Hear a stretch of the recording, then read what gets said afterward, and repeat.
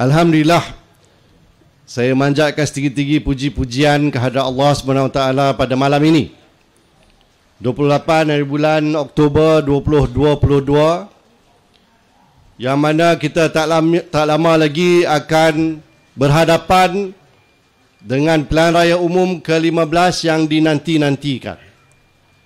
Kita dapat berhimpun dalam suasana yang begitu tinggi semangatnya, dan saya sangat kagum kerana kehadiran yang begitu ramai pada malam ini. Terima kasih banyak-banyak saya ucapkan.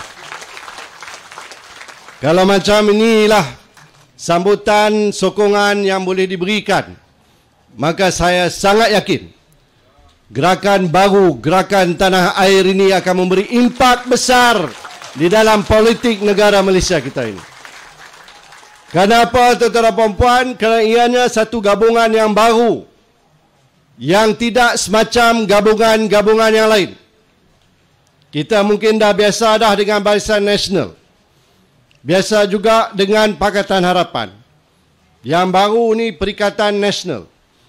Tetapi saya nak maklum pada tuan-tuan dan puan-puan, gerakan tanah air ini unik.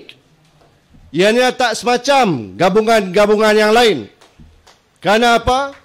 Pada waktu ini, tuan-tuan dan puan-puan, seperti mana yang telah disebut rakan-rakan tadi, anak-anak muda khususnya dan masyarakat Malaysia secara umumnya cukup meluat, orang Kedah kata cemuih, dengan orang politik dan lanskap politik negara. Kenapa?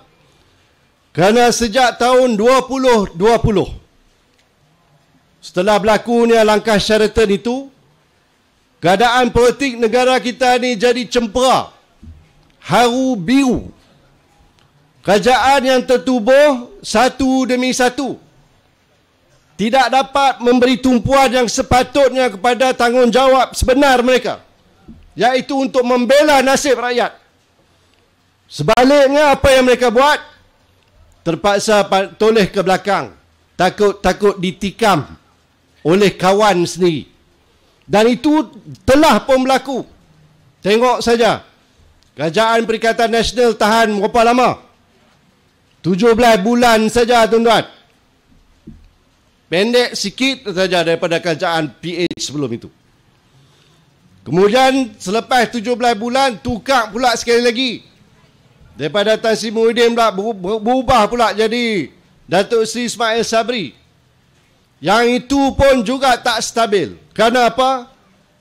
Kerana majoriti yang sangat tipis, tidak memberi kekuatan sebenar kepada kerajaan yang memerintah, dan ada ugutan dalaman, ugutan di kalangan kawan-kawan mereka sendiri, yang kalau tak dapat apa yang mereka tuntut, akan tarik balik sokongan, maka jatuh pula lah kerajaan itu. Maka kita pun mendengarlah istilah-istilah seperti nak tekan butang lah, ada macam-macam lagi. Akhir sekali tak dan tekan butang, bubar terus. Yang itulah berlaku, tuan-tuan dan puan.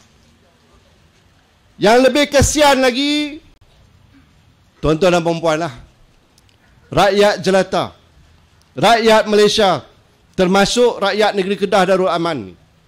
Kenapa? Sejak tahun 2020 itu seolah-olah tidak ada kerajaan. Tidak ada kerajaan yang berfungsi untuk membela nasib rakyat. Bukannya rakyat tak ada banyak masalah, banyak masalah. Baru lepas pandemik, satu penyakit menimpa kita, puluhan ribu rakyat kita mati. Dalam keadaan pandemik itu, berapa ramai lagi rakyat kita pendapatan jatuh merudum, yang berniaga gulung tikar,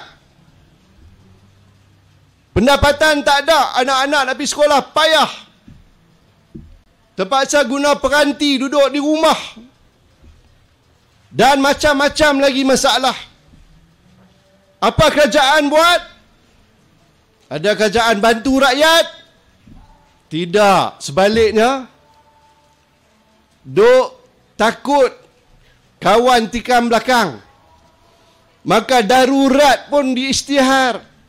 Bukan darurat kesihatan, Bukan darurat nak selamatkan rakyat, tetapi darurat nak selamatkan kerajaan. Kerana mandat yang terlampau kecil. Tuan-tuan dan puan-puan, saya nak peringatkan diri saya dan tuan-tuan dan puan-puan semua. Apa sebabnya kita kena ada sebuah kerajaan? Kerajaan yang kita pilih setiap pilihan raya itu sebenarnya kena menanggung satu amanah yang cukup berat, iaitu untuk menjaga kesejahteraan rakyat ini. Salah satu masalah yang rakyat hadapi, antara lain banyak lagi masalah, tapi salah satu daripadanya ialah soal kemiskinan. Kalau ada di kalangan rakyat negara kita, ataupun rakyat di mana-mana negara sekalipun, adalah tanggungjawab kerajaan itu untuk membasmi kemiskinan, untuk membela nasib yang termiskin. Kalau tak ada, maka ini satu masalah besar. Kita tidak boleh membenarkan rakyat kita di Malaysia ni, termasuk negeri Kedah ni, yang terus hidup kais pagi makan pagi, kais petang makan petang. Tambah pula lagi bila kita dilanda satu pandemik penyakit yang membebankan lagi rakyat. Yang mana yang M40 yang duduk di pertengahan ni pun jatuh miskin. Yang golongan yang dikatakan sebagai yang mudah miskin, yang tu pun jatuh lagi miskin. Hak sudah pun miskin, lagi jadi miskin. Memang pun tanggungjawab kerajaan lah untuk memberi perhatian kepada masalah ini, untuk menyelamatkan rakyat. Kalau ikut dulu-dulu ni, pemimpin-pemimpin negara kita terdahulu, khususnya bermula daripada Allahyarham Tun Abdul Razak, apa dia buat? Dasar ekonomi baru. Tujuannya paling pertama sekali, basmi kemiskinan. Tak boleh tengok dah orang miskin dalam negara kita ni. Negara kita ni sebenarnya mempunyai sumber yang banyak. Kalau kita pandai, kalau kita cekap, kita ada idea yang pelbagai untuk mengeksploitasi sumber-sumber ini, maka agihan kekayaan daripada kerajaan ataupun daripada negara itu dapat dibuat secara yang adil, yang sama, tak semesti sama rata, tetapi sama, tuan-tuan dan puan, supaya tidak ada lagi di kalangan rakyat kita yang bergelar miskin tegar. Dasar itu berjalan lebih 30 tahun. Tetapi rupa-rupanya ada satu lagi masalah. Dasar mungkin elok, tetapi perlaksanaannya tidak mencapai seperti mana yang diharapkan. Maka dasar kerajaan itu berubah dari semasa ke semasa, termasuklah zaman Ayahanda Tun Mahathir. Sekali lagi memberi tumpuan bagaimana kita nak pastikan bahawa tidak ada lagi di kalangan rakyat kita ini yang hidup miskin. Maka ekonomi diberi tumpuan. Bagaimana kita nak tarik pelaburan, tadi sudah saya Hasan kata tadi, infrastruktur kena cukup, pendidikan kita mesti tahap antarabangsa, supaya anak-anak muda kita, graduan-graduan universiti kita ini dapat memenuhi banyak peluang-peluang pekerjaan yang akan disediakan sekiranya ekonomi negara kita ini tumbuh pesat. Pelabur pun yakin dengan kita. Mai berduyun-duyun, puluh-puluh bilion dibelanjakan. Ni, tempat kita sendiri, Kulim, Taman Teknologi Tinggi Kulim, zaman Ayahanda Tun lah, tahun 1996, tuan-tuan dan puan-puan. Tahun 1996, Kedah ni hanya dikenali sebagai jelapang padi saja. Siapalah nak boleh terfikir yang Kedah ni boleh terlibat dalam sektor teknologi tinggi. Tetapi 600 ekar tanah telah disediakan, kemudian dibangunkan satu taman teknologi tinggi. Waktu tu, apa orang kata, termasuk PAH, tuan-tuan. Termasuk orang PAH dulu kata, tak mungkin Orang Kedah kita mana reti nak tekan-tekan butang-butang ni. Kita ni setakat nak cangkui boleh lah, nak setakat nak potong padi. Kalau ada pun nak noreh getah, nak motong boleh lah. Tapi nak suruh kita ni buat teknologi tinggi ni tak reti. Tapi tuan-tuan dan puan, 30 bilion ringgit telah dibelanjakan oleh pelabur asing dan pelabur tempatan di Taman Teknologi Tinggi Kulim itu. 26,000 peluang pekerjaan disediakan. Purata gajinya RM5,600 tuan-tuan dan puan sebulan. 70% rakyat Kedah yang bekerja di situ. 30% lagi rakyat negeri lain dan juga warga asing. Pelaburan yang begitu banyak sekali. Ini semua Akai Tun Mahathir, tuan-tuan. Kalau tidak ni, sampai dulu, sampailah ni lah kita ni, padi sajalah. Tapi kerana berani, kerana ada wawasan, kerana nampak cara macam mana nak buat, maka kita lakukan, kita laksanakan, bukan setakat dasar saja, tapi laksanakan dengan baik. Akhirnya Kedah ini sekarang terkenal seantero dunia sebagai pembuat macam-macam bahan elektronik dan elektrikal yang ekspor di seluruh dunia, tuan-tuan dan puan. Hebatnya Kedah. Masalahnya sekarang, kerajaan yang ada pada hari ini, dasar bukan main banyak. Sebelum ini, satu Malaysia. Lah ni, keluarga Malaysia. Sama saja benda dia. Tajuk dia tukar. Isi dia serupa. Tapi, impak dia macam mana? Apa kesannya kepada rakyat? Yang itu yang kita nak tanya. Ni negeri Kedah Darul Aman kita ni. Menteri Besar ni macam mana? Tuan-tuan apa hati kan dengan Menteri Besar yang ada hari ni? Umum ratus-ratus juta, bilion-bilion pun ada. Sekali ni, ada sekali itu pernah sebut trilion pun, tuan-tuan. Angka trilion pun dia biasa sebut.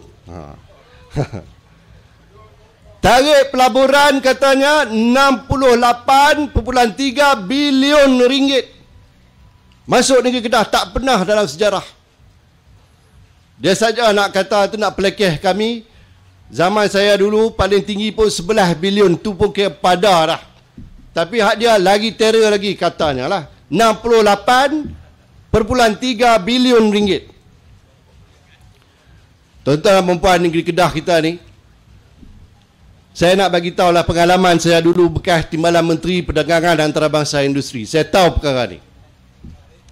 Kalau ada 5 syarikat ataupun 5 kilang, setiap satu tu mengumumkan dia bawa 1 bilion. 1 bilion saja, tuan-tuan. Jadi kali 5 jadi 5 bilion. Kalau mereka ni umum, mereka nak melabur di satu-satu tempat, contoh macam Kedah ni, 5 bilion ringgit. Sekelip mata saja ekonomi kita ni akan bertumbuh pesat, tuan-tuan. Orang akan rasa yakin. Orang yang akan buat perumahan untuk menempatkan pekerja-pekerja.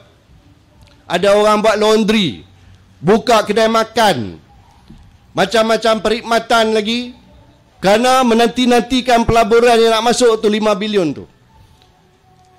Tapi pada hari ini, tuan-tuan puan, 68.3 bilion, kita tak rasa apa. Seolah-olah Kedah ni macam tak ada apa, serupa semacam dulu ke. Maksudnya, angka saja yang diumumkan, tapi hak sebenarnya tak ada. Yang itu masalah dia. Dasar macam-macam, pelaksanaan zero, fail. Jadi tuan-tuan dan puan, saya sebut tadi soal kemiskinan, nak landing dah lagi sebelum Datuk Aziz hantar message lagi kan. Saya kena hantar kertas kecil tu, suruh cepat landing. Soal kemiskinan ni satu masalah yang besar di seluruh negara, khususnya di negeri Kedah. Kawasan saya di Jerlun, tuan-tuan puan, kesian tengok orang yang sakit terlantar di rumah. Masalah miskin satu hal dah. Kalau ada pula miskin, Dan ada pula orang yang sakit terlantar di rumah ni, dia berkali ganda masalah dia. Tadi saudara Yusrizal dah sebut, harga ayam naik, harga daging naik, harga ikan naik. Telur pula tak ada. Ada pun C, yang saya pergi tengok C ada lah. Lepas tu organik. Yang tu saja. Nak beli nasi lemak RM1.50 ni, ada sekali tu saya tengok telur dia tu bukan belah 4, belah 8 kot. Dia belah 8 kot itu. Jadi halus ya telur. Yang tu RM1.50. Nak bagi budak makan kat sekolah RM2.50 apa? Lah ni. Apalah budak nak makan dengan harga tu, tuan-tuan. Dalam kita tengah duk kadar kemiskinan ni meningkat, harga barang naik, yang ni jatuh di timpa tangga lagi. Jadi saya nak bagi tahu, dan saya ingat saudara Rizal pun tahu benda ni. Sebenarnya tuan-tuan dan puan, tidak susah mana sebenarnya untuk mengawal harga barang. Kami ada kaedahnya. Saya bincang banyak kali dengan pakar-pakar ekonomi. Mereka sendiri bertanya pada saya, pasal apa kerajaan tak fikir macam mana nak kawal harga ayam, nak kawal harga daging, dan macam-macam lagi, sayur-sayuran, ikan dan sebagainya. Dan sambil-sambil kita mengawal harga, bekalannya cukup. Dan bukan setakat itu, kita menjamin keselamatan bekalan makanan kita. Tak perlu kita bergantung sangat kepada import. Kalau dulu kita duk rasa macam tak apalah, kalau tak cukup pun kita import sajalah. Hari ni tuan-tuan dan puan-puan, ringgit kita RM4.7 bagi setiap dolar Amerika. Maksudnya, kalau dulu kita nak bawa setan gandum ke, nak buat dedak ayam, berapa harganya? Kalau dulunya baru RM3.8 je kepada $1, lah ni naik RM4.7, tuan-tuan boleh bayangkanlah berapa peningkatan kos tu. Kenapa kita tidak boleh tanam gandum kita sendiri, jagung kita sendiri, bahan-bahan untuk dijadikan dedak untuk ayam makan, bahan makanan ruminan haiwan-haiwan ternakan kita. Kenapa tidak diberikan perhatian perkara ni? Bila kita bercakap dengan Menteri Pertanian, cakap pada menteri-menteri yang berkenaan, mereka tak ambil pot pun, tak ambil tahu pun. Dengar pun nasihat, masuk sebelah kiri, keluar sebelah kanan. Lepas tu tubuh pula lembaga penasihat, lantik pula orang yang berkenaan, orang yang berkepentingan dalam lembaga tu. Macam mana nak selesai masalah kalau dasar kerajaan itu dipengaruhi oleh orang-orang yang ada kepentingan, tuan-tuan, bukannya untuk menjaga kepentingan rakyat? Kerajaan macam ni, tuan-tuan dan puan, kita harus tolak kalau kita nak selamat. Kerajaan macam ni kita tak boleh ada dalam negara kita ni. Tambah lagi lah kalau wakil-wakil kerajaan kita ni rasuah, curi duit, salah guna kuasa. Tuan-tuan dan puan, kadang-kadang kita dengar perkataan kleptokrasi, kita tak faham maksud dia. Kleptokrasi ni bukan setakat rasuah, bukan setakat curi duit, tetapi dicuri duit oleh wakil kerajaan. Orang yang ada dalam kerajaan, orang yang bertanggungjawab, orang yang memikul amanah paling tinggi dalam negara kita ini, dia yang curi duit, itu namanya kleptokrasi. Maka bila satu dunia gelar Malaysia ini kleptokrasi, tuan-tuan pun boleh bayangkanlah. Bukan maksudnya kita, tuan-tuan, tapi maksudnya pemimpin-pemimpin teratas dalam negara kita. Maka sudah tiba masanya. Oleh kerana Dewan dah bubar, pilihan raya pun akan berlangsung 19 hari bulan 11 ini, kita kena pasang nekat kuat-kuat, tuan-tuan dan puan. Kita kena berani. Kita kena pastikan kali ini gerakan tanah air ini dapat menubuhkan kerajaan negeri Kedah dan negeri di Persekutuan. Bukan Sonok-sonok kerana kami ni nak pegang jawatan, gaji tinggi-tinggi, kereta besar, ada bodyguard dan macam-macam. Bukan kerana gelaran yang berhormat, yang amat berhormat. Kerana yang mereka nampak hanya kuasa, tapi mereka tak nampak sebalik kuasa tu tanggungjawab yang begitu berat yang harus dipikul oleh pemimpin-pemimpin negara kita. Yang kita nak buat ialah untuk memikul amanah itu sejujur-jujurnya. Amar makruf nahi mungkar. Kita kena asingkan diri kita daripada semua gejala-gejala masalah ni. Rasuah ni tak boleh ada dah dalam sistem kita ni, tuan-tuan dan puan-puan.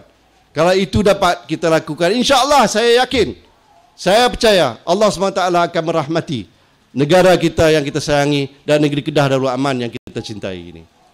Jadi saya mohon merayu tuan-tuan dan puan-puan, PRU 19 November ini kita kerahlah jentera kita, kuatkan semangat kita. Kita kena satu padukan semua anggota-anggota dalam GTA ini, baik daripada pejuang, baik daripada putra, baik daripada berjasa, baik daripada iman dan NGO yang ratusan yang bersama kita, tuan-tuan dan puan-puan. Ratusan NGO. Inilah keunikan GTA ini, tuan-tuan dan puan-puan. Kita bertanding di bawah panji pejuang tanah air. Sama-sama kita pastikan negara kita selamat dan kita dapat membela nasib anak cucu cicit kita sebagai sebuah kerajaan yang betul-betul berpegang kepada amanah dan tanggungjawab itu. Sekian, wabillahi taufiq wa hidayah. Wassalamualaikum warahmatullahi taala wabarakatuh.